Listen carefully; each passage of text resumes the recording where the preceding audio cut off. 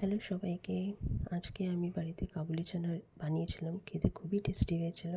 তো সেটার রেসিপি আমি তোমাদের বলি।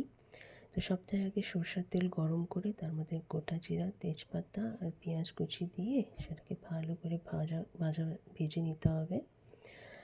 তো পেঁয়াজটা ভাজা ভাজা হয়ে আসবে, তখন তার মধ্যে পেঁয়াজ বাটা দিয়ে দিতে হবে।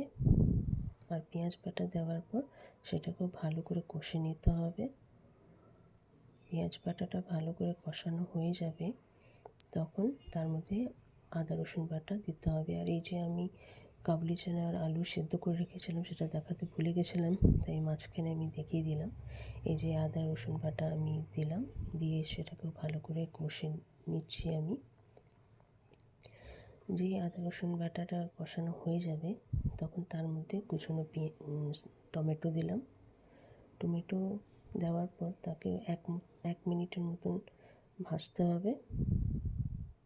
আর তার মধ্যে এই জলে গুলোনো কিছু মশলা আমি গুলিয়ে রেখেছিলাম, সেই মশলাটা আমি দিয়ে দিলাম। এর মধ্যে ছিল জিরা গুঁড়া, ধনিয়া গুঁড়া, কাশ্মীরি মির্চ আর হলুদ। এটা আমি আগে থেকে ভিজিয়ে রেখেছিলাম।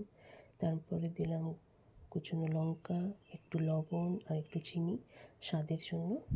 আর মশলাটা যাতে তাড়াতাড়ি তৈরি হয়ে যায় সেই জন্য একটু লবণ দিলাম, যাতে টমেটোটাও একটু গলে যায়। আর সেটাকে ভালো করে মশলাটাকে কষে নিতে হবে।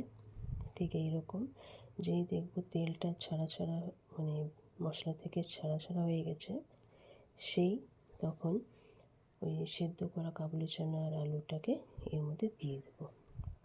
দিয়ে সেটাকে ভালো করে নাড়াচাড়া করব। আমি একটু গরম জল দিয়েছিলাম, একটু গাঢ় হয়ে গেছিলো বলে।